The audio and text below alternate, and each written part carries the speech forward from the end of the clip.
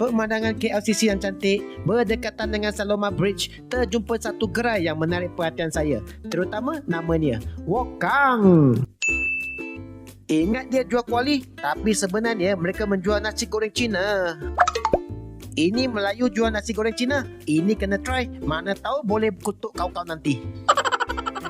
Yang saya order egg fried rice dan Shanghai style beef fried rice.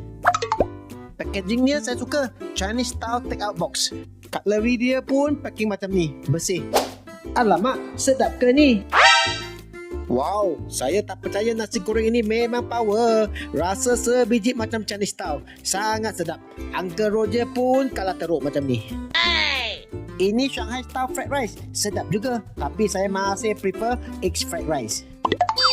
Lagi satu, sambal sini pun sangat sedap, tapi sangat pedas. Bocor kepala saya.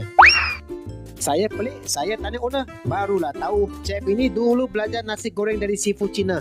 No wonder it was so good.